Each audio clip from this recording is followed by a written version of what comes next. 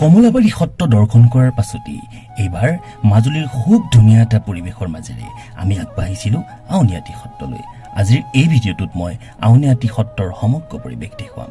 আৰু এয়া যে দেখিছে, এয়া হৈছে আউনীআটী সত্ৰৰ মুখ্য প্ৰৱেশদ্বাৰ। ভগৱানৰ ওচৰতে সেৱা জনাই আমি ইয়াৰ তলেৰে আমাৰ যাত্ৰা আৰম্ভ কৰিছিলোঁ। সঁচাকৈ খুব এটা ধুনীয়া পৰিৱেশৰ মাজেৰে আমি আমাৰ যাত্ৰা আৰম্ভ কৰিছিলোঁ। আৰু এটা কথা ইয়াত আহি মই লক্ষ্য কৰিছিলোঁ, সেই কথাটো কি জানেনে? সেই কথাটো হৈছে ইয়াত চাৰিওফালে কেৱল মাছৰ চিত্ৰ আছিল, আৰু এই মাছৰ চিত্ৰসমূহত কিছুমান কথা খোদিত কৰা হৈছিল। ইয়াৰ চাৰিওফালৰ সেউজীয়া পৰিৱেশ দেখিলে আপোনাৰো মন প্ৰাণ সজীৱ হৈ উঠিব। সঁচাকৈ ইয়াৰ পৰিৱেশ অতুলনীয় আৰু অপূৰ্ব।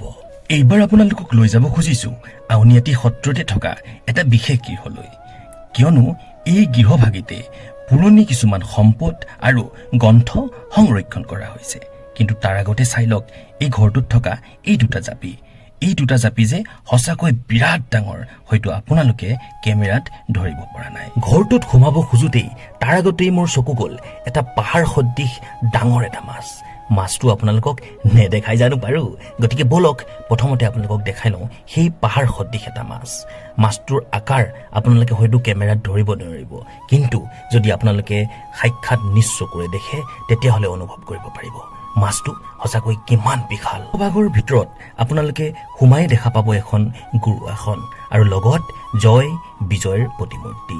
বাৰু যি কি নহওক, এয়াই হৈছে ঘৰটোৰ ভিতৰৰ পৰিৱেশ। এয়া চাওক, ইয়াত বিভিন্ন ধৰণৰ কিতাপ আৰু পুথি সংৰক্ষণ কৰা হৈছে, লগতে কিছু ৰজাদিনীয়া সামগ্ৰীও ইয়াতে আছে। বাৰু ব'লকচোন, মইতো বাৰু দেখাই যাম, কিন্তু ইয়াত যিজন প্ৰভু আছে সেই প্ৰভুজনৰ মুখেৰেও অলপ শুনি লওঁ।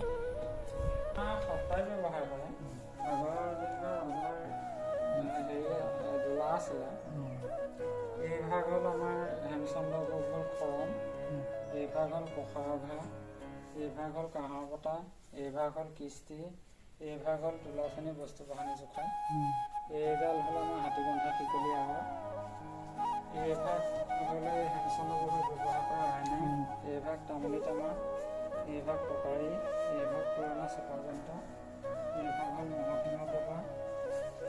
এইখিনি আৰু বিভিন্ন কিতাপ আছে ইয়াত অসমীয়া অভিযানকে আদি কৰি। সকলোবিলাক বস্তু দৰ্শন কৰাৰ পাছতেই এইবাৰ আপোনালোকক লৈ যাব খুজিছোঁ সত্ৰভাগলৈ।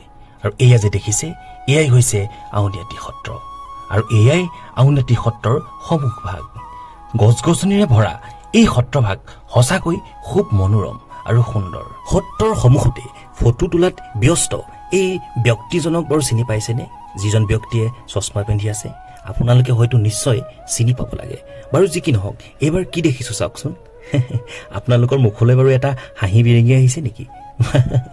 বাৰু যি কি নহওক, কোনো এখন বিদ্যালয়ৰ পৰা ইয়ালৈ এক্সকাৰ্ছনত আহিছে এই সত্ৰভাগ। খুব ধুনীয়াকৈ সত্ৰভাগ দৰ্শন কৰাৰ পাছতেই আমি সেৱা জনাই সত্ৰভাগৰ পৰা সকলোৱে ওলাই আহিলোঁ। আৰু এইবাৰ আমি যাম মাজুলীতে থকা এখন বিশেষ বেকাৰীলৈ, যিখন বেকাৰীত যিসমূহ বস্তু বনোৱা হয় সেইবোৰ খুব সুন্দৰকৈ আধুনিক প্ৰক্ৰিয়াৰে বনোৱা হয়, মেচিনত বনোৱা হয়। গতিকে মই এটা অনুৰোধ জনাওঁ আপোনালোকক, যদি মোৰ চেনেলটো বৰ্তমান সময়লৈকে আপোনালোকে ছাবস্ক্ৰাইব কৰা নাই তেতিয়াহ'লে প্লিজ মোৰ চেনেলটো ছাবস্ক্ৰাইব কৰি দিব।